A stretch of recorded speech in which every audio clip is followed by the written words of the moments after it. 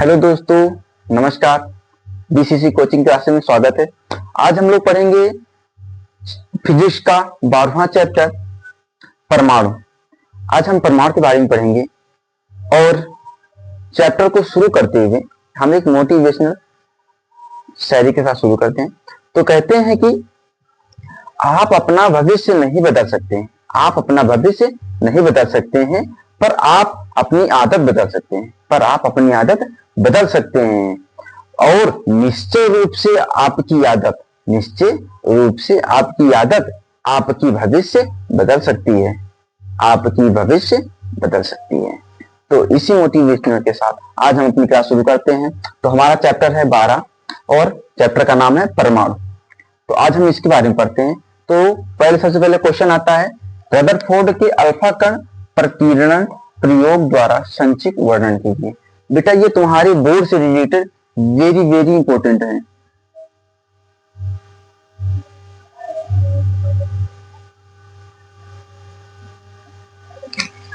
इसको स्टार बना लो या वेरी वेरी इंपॉर्टेंट क्वेश्चन लिख लेना।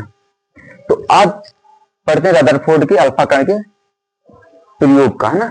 तो रदरफोर्ड का सबसे पहले क्या था कि परमाणु की संरचना को समझने के लिए रदरफोर्ड नामक वैज्ञानिक ने एक स्वर्णपर्णी पर अल्फा कणों की बमबारी किया, जिसके आधार पर इन्होंने निम्न निष्कर्ष निकाला। ठीक है, इन्होंने क्या किया, बमबारी की और निम्न निष्कर्ष निकले। तो बेटा निष्कर्ष क्या निकले ये देखते हैं। निष्कर्ष निकले, देखो ये की परमाणु है, ये क्या है, नाभिक है। बेटा यहां से ये जाता है, निकल गया, इधर से अल्फा कण जाते हैं, निकल गए। फिर कुछ अल्फा कण इधर से जाते हुए इधर विचलित हो गए थोड़ा सा, और ये अल्फा कण इधर से जाते हुए थोड़ा सा विचलित हो गए, और कुछ अल्फा कण जाके वापस आ गए, यहां से टक्कर लगी और वापस चले गए, और ये अल्फा कण कुछ आके इधर से टक्कर लाके इधर वापस चले गए। तो इससे ये पता चला कि कुछ भाग इसका ठोस है, जो बीच का नाभिक है ये भाग क्या है, ठोस है, और जो कुछ भाग देखो सीधा चला गया, मतलब कि यहां कुछ नहीं था, खोखला था। समझ रहे, कुछ भाग इधर दिख रहा है कि ये तीर सीधा चली गई, तो क्या हुआ, खोखला है तो सीधा चला गया पन्नी को छेद कर, और यहां से इधर को जब आया यहां से नाभिक से टकरा के वापस आ गया। तो इससे ये पता चला कि अंदर कुछ ठोस है। तो इसके निष्कर्ष क्या निकले, तो वही यहां पर लिखा है कि अधिकांश अल्फा कण बिना विचलित हुए स्वर्णपर्णी को भेद कर निकल जाते हैं। जैसे ही देखो निकल गया। फिर क्या कहते हैं, जिससे यह निष्कर्ष निकला कि परमाणु के अंदर अधिकांश भाग खोखला है। तो इससे क्या पता चल रहा है कि इसका अधिकांश भाग जो है वो क्या है, खोखला है। फिर दूसरा निष्कर्ष क्या निकला, यह अल्फा कण अपने पथ से विचलित होते हुए गुजरते हैं। मतलब कि अल्फा कण देखो यहां से निकला, वो विचलित हो गए, जिससे यह पता चलता है कि परमाणु का धनात्मक आवेश बहुत कम स्थान लेता है। मतलब कि जब विचलित हो गया तो ये बाहर निकल गया। फिर तीसरा निष्कर्ष क्या निकला, कुछ अल्फा कण बहुत बड़े कोण के साथ विचलित होते हैं, जिससे यह पता चलता है कि परमाणु का समस्त धनावेश और द्रव्यमान परमाणु के अंदर अत्यंत छोटे भाग में केंद्रित होता है। तो केंद्र क्या होता है, ये नाभिक होता है। ये जो ई आते हैं ये क्या कहते हैं, अल्फा कण।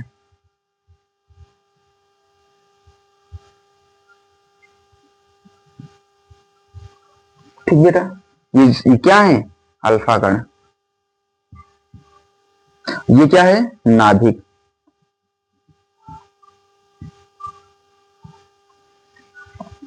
तो उम्मीद करते हैं ये समझ में आया होगा।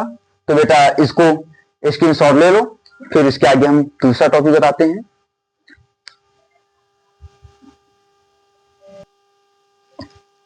तो बेटा अब हम दूसरा क्वेश्चन देखते हैं। तो दूसरा हमारा क्वेश्चन देखो बोर्ड पे, स्क्रीन बोर्ड पे देखो क्या लिखा है, रदरफोर्ड के परमाणु मॉडल की व्याख्या कीजिए तथा इसकी कमियां का उल्लेख कीजिए। जो कमियां हैं, कमियों को उल्लेख कीजिए। ठीक, तो बेटा ये भी क्वेश्चन हमारा क्या है, इंपॉर्टेंट है बेटा, बोर्ड से रिलेटेड।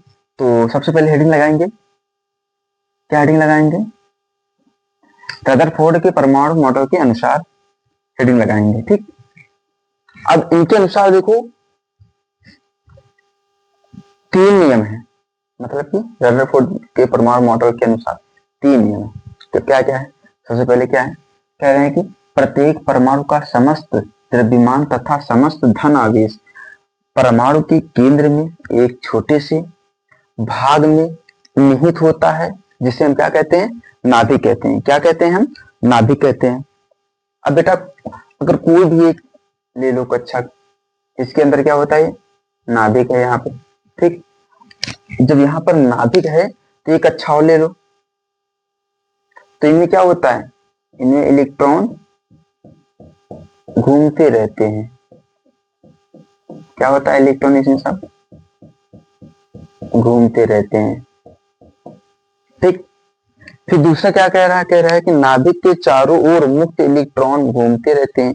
इलेक्ट्रॉन क्या है इनके, इसके चारों ओर, नाभिक के जितने चारों ओर चक्कर लगाते रहते हैं इलेक्ट्रॉन। ठीक, इन इलेक्ट्रॉनों का कुल ऋणावेश नाभिक के धनावेश के बराबर होता है। ठीक, फिर क्या कह रहे हैं कि यह इलेक्ट्रॉन नाभिक के चारों ओर प्रति कक्षाओं में चक्कर लगाते रहते हैं। ठीक, जो इलेक्ट्रॉन है ये क्या होते हैं, ये चक्कर लगाते रहते हैं। ठीक, जिसके लिए आवश्यक अधिकेंद्र बल इलेक्ट्रॉन और नाभिक के बीच विद्युत आकर्षण बल से प्राप्त होता है। फिर क्वेश्चन कह रहा है कि रदरफोर्ड की कमियां, तो देखो लिखा है रदरफोर्ड परमाणु मॉडल की कमियां। अब इनकी क्या कमियां हैं, तो रदरफोर्ड के परमाणु मॉडल में निम्नलिखित 2 कमियां हैं। कितनी कमियां हैं, 2 कमियां हैं। नंबर 1 है परमाणु के स्थायित्व की व्याख्या में असमर्थता। ठीक, तो इसमें क्या बताया गया, कहा कि नाभिक के चारों ओर घूमते हुए इलेक्ट्रॉन में अभिकेंद्र त्वरण होता है। विद्युत गतिकी के अनुसार जब कोई इलेक्ट्रॉन गति करता है तो लगातार ऊर्जा उत्सर्जित करेगा। ठीक, बेटा जब कोई, हम जैसे कोई भी कार्य करेंगे तो क्या होगा, ऊर्जा तो उत्सर्जित होगी, जिसके कारण इलेक्ट्रॉन की निरंतर ऊर्जा कम होती जाएगी। जब बेटा हम काम करेंगे तो क्या होगा, हमारी एनर्जी तो घटेगी। तो वही बताया गया है कि जिसके कारण इलेक्ट्रॉन का निरंतर ऊर्जा कम होती जाएगी और एक समय ऐसा आ जाएगा कि इलेक्ट्रॉन नाभिक में गिर जाएगा, जबकि ऐसा नहीं होता है, अर्थात परमाणु स्थायी होता है। बेटा कह रहा है कि एक समय ऐसा आएगा, एक समय ऐसा आएगा कि इलेक्ट्रॉन नाभिक में गिर जाएगा। बेटा जब काम करते रहोगे तो तुम्हारी एनर्जी तो लॉस होगी, जब एनर्जी लॉस होगी तो ऑटोमेटिक तुम गिर जाओगे। तो वही बताया गया। फिर क्या कह रहे हैं कि रेखीय स्पेक्ट्रम की व्याख्या में असमर्थता। अब इसमें क्या कह रहा है कि रदरफोर्ड का परमाणु मॉडल रेखीय स्पेक्ट्रम की इस व्याख्या करने में भी असमर्थ है। मतलब कि जो रदरफोर्ड का मॉडल रेखीय स्पेक्ट्रम की व्याख्या है वो करने में क्या है, असमर्थ है। तो बेटा ये भी समझ में आया होगा, तो नोट कर लो बेटा, ये भी तुम्हारे बोर्ड से रिलेटेड वेरी वेरी इंपॉर्टेंट बेटा है, ये याद रखना। तो इसको बेटा नोट कर लो, फिर इसके आगे हम सवाल को सॉल्व करते हैं। आगे की देखते हैं क्या चैप्टर में है। तो बेटा ये स्क्रीन पर आ गया है फिर क्वेश्चन। तो ये क्वेश्चन है, कह रहा है कि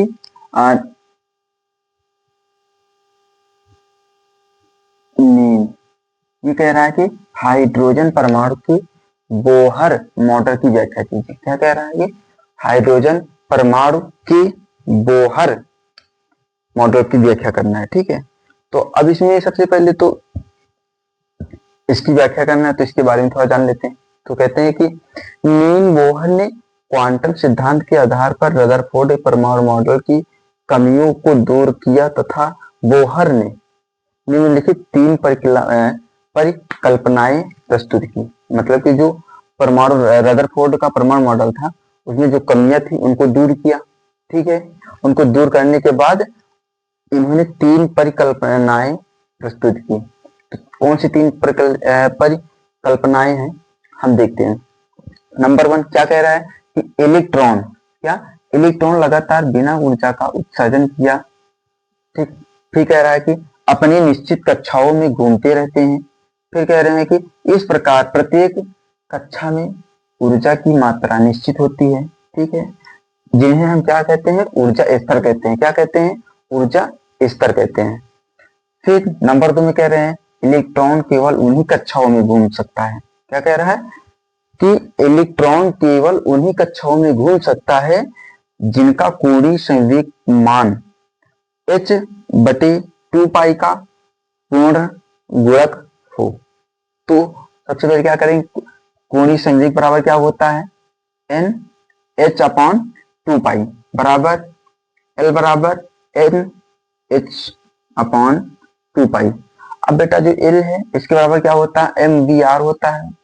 mvr बराबर n अपॉन h बटे 2 पाई, ये होता है हमारा संवेग। ठीक, फिर आ जाते हैं तीसरा।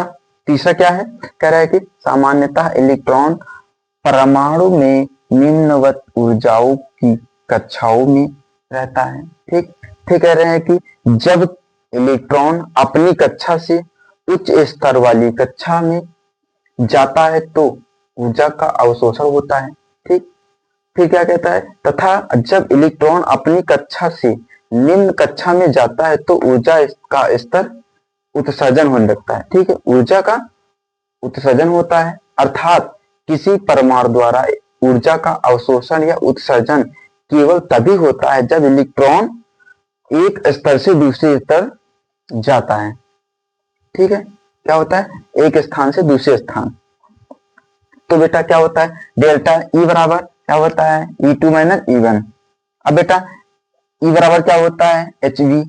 तो हम यहाँ HV मान रख देंगे, HV बराबर ई अपॉन ई माइनस ई, सॉरी E2 माइनस E1।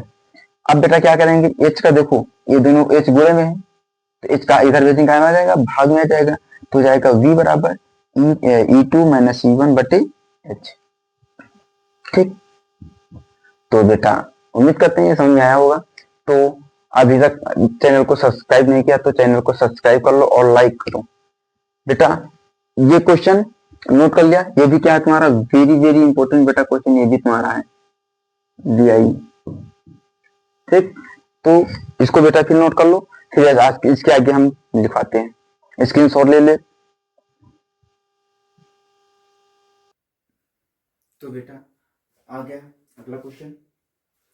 तो अगला क्वेश्चन क्या है, कह रहा है कि बोहर के परमाणु मॉडल के आधार पर इलेक्ट्रॉन की NV कक्षा की त्रिज्या के लिए व्यंजक प्राप्त कीजिए। बेटा ये भी तुम्हारे बोर्ड से रिलेटेड क्या है,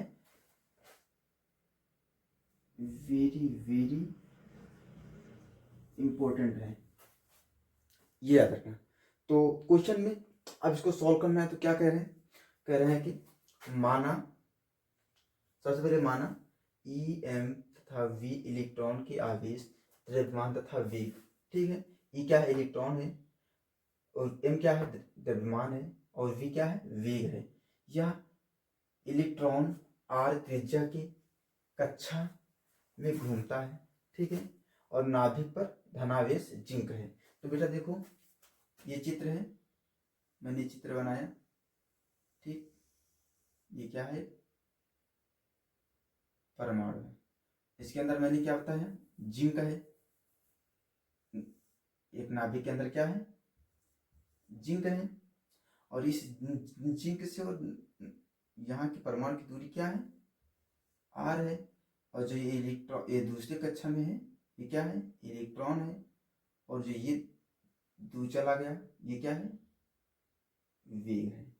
ठीक, तो सबसे पहले क्या लिखेंगे रदरफोर्ड के अनुसार अब केंद्रीय बल बराबर क्या होता है, अब केंद्रीय बल बराबर वैद्युत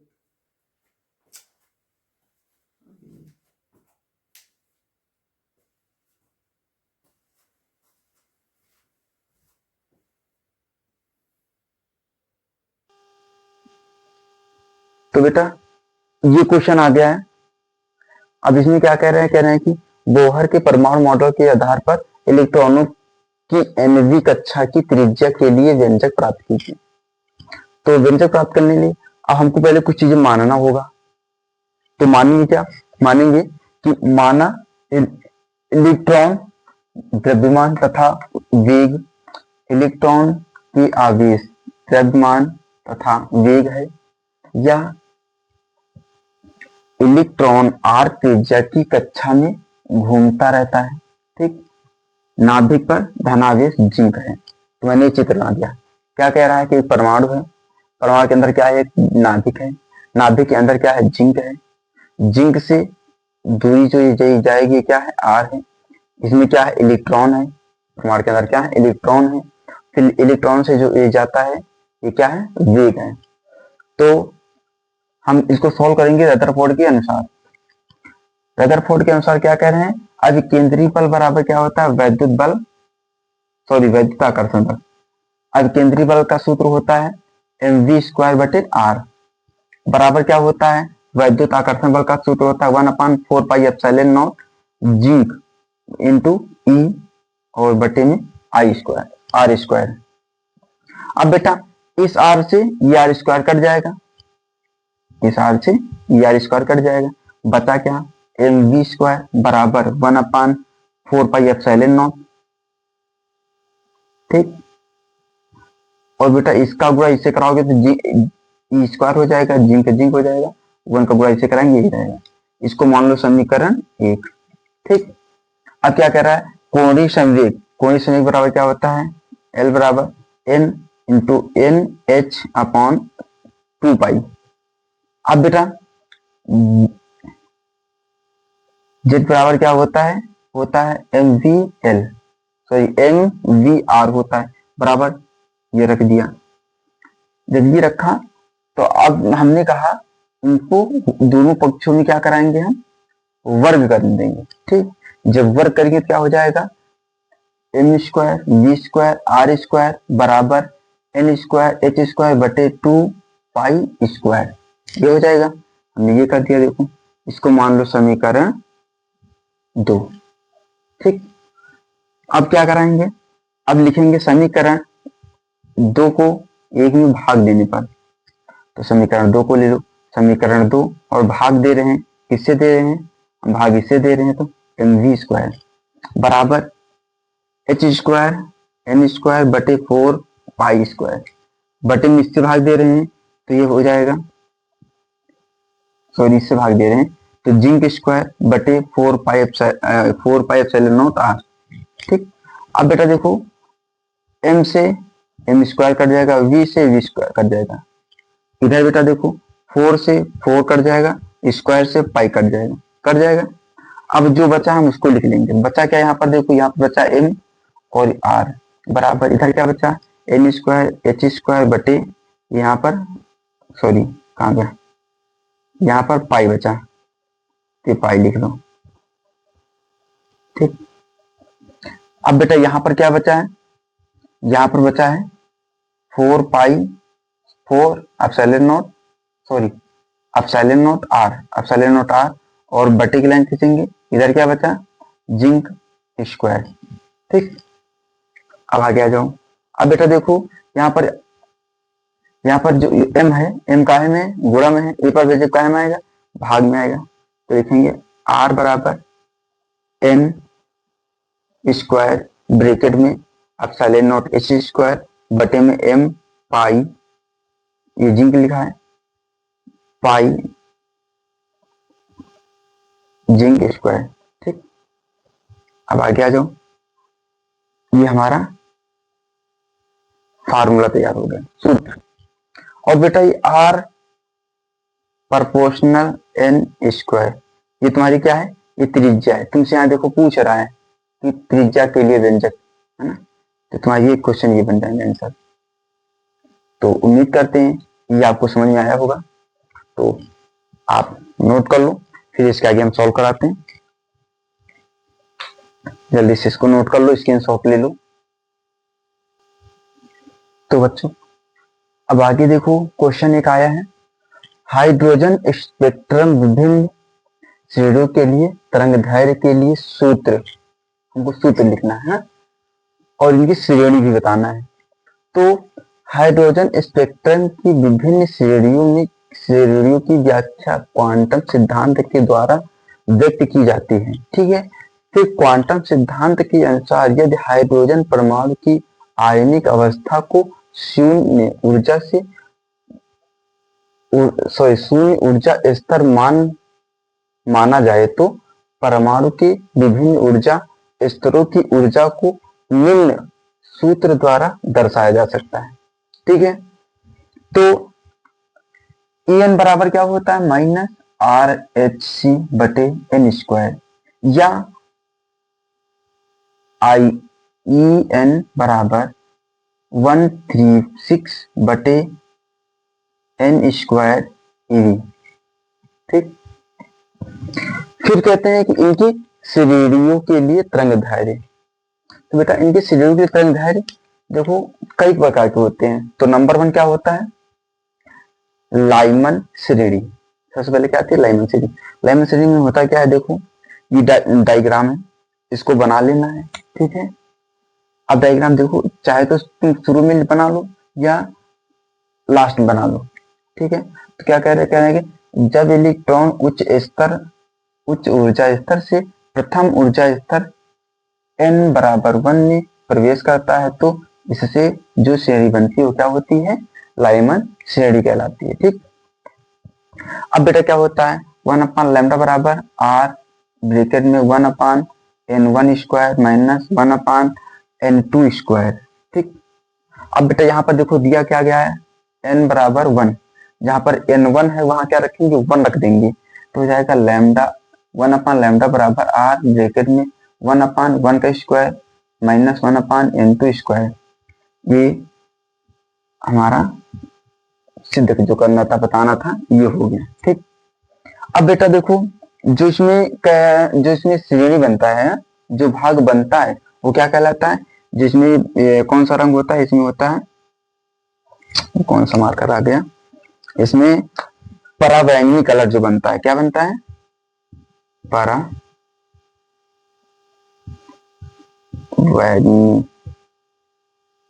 ठीक, इसमें कौन सा कलर बनता है, पराबैंगनी, प्रकाश जो आता है पराबैंगनी कलर का होता है। ठीक, तो नोट कर लो बेटा, इतना नोट कर लो, और ये बेटा चित्र बना लो, इसके आगे हम बताते हैं, है ना।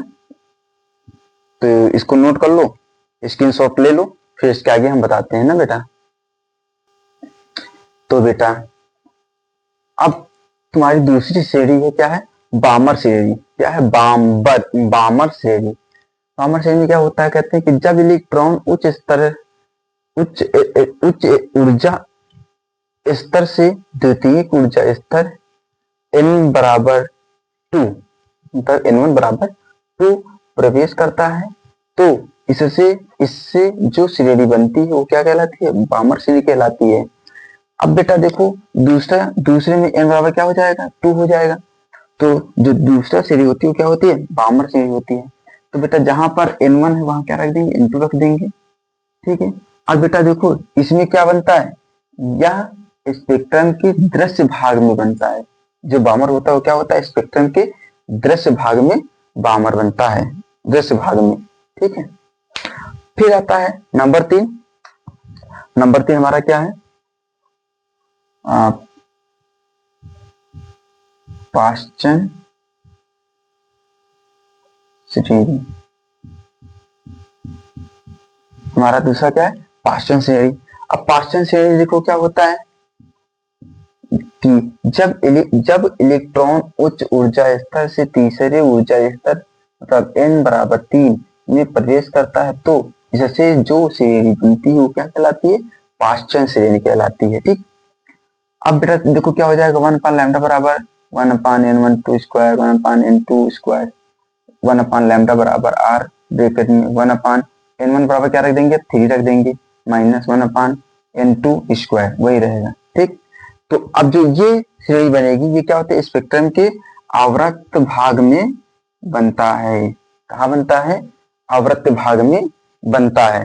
तो ये डायग्राम बेटा बना लेना, इसमें तुमको बताना है n बराबर 3 है, n बराबर 2 है, n बराबर 1 है, तुमको यही बताना है। ठीक, तो दूसरा क्या हो जाएगा, वामन श्रेणी, और तीसरा क्या हो जाएगा तुम्हारा, पाश्चन श्रेणी। ठीक है, तो उम्मीद करते हैं ये समझ में आया होगा। तो बेटा इसका स्क्रीन शॉट ले लो, फिर इसके आगे हम बताते हैं तुमको, है ना। तो बेटा हमारा जो चौथी श्रेणी है वो क्या है, ब्रैकेट श्रेणी। ब्रैकेट श्रेणी में क्या होता है, कहते हैं कि जब इलेक्ट्रॉन उच्च स्तर ऊर्जा स्तर से चौथे ऊर्जा स्तर n बराबर 4 प्रवेश करता है तो इससे जो श्रेणी बनती है वो क्या कहलाती है, ब्रैकेट श्रेणी कहलाती है। ठीक है, अब बेटा यहाँ पर क्या हो जाएगा, 1 अपान लैम्डा आर बराबर 1 अपान n1 स्क्वायर 1 अपान n2 स्क्वायर। अब 1 अपान लैम्डा बराबर आर ब्रैकेट में जहां पर n1 है वहां क्या रख देंगे, 4 रख देंगे, 4 का स्क्वायर माइनस 1 अपान n2 स्क्वायर। ठीक है, अब बेटा जो यहाँ पर यह श्रेणी में क्या बनता है, आवर्त भाग में बनता है। जो ब्रैकेट श्रेणी होता है वो कहाँ बनता है, आवर्त भाग में बनता है, ये याद रखना। ठीक, फिर आता है नंबर 4, नंबर 5। नंबर 5 क्या है, फुंड श्रेणी क्रिया, है ना। फुंड श्रेणी, फुंड श्रेणी क्या होता है, जब इलेक्ट्रॉन उच्च ऊर्जा स्तर से पांचवें ऊर्जा स्तर n बराबर 5 में प्रवेश करता है तो इससे जो श्रेणी बनती है वो क्या कहलाती है, फुंड श्रेणी कहलाती है।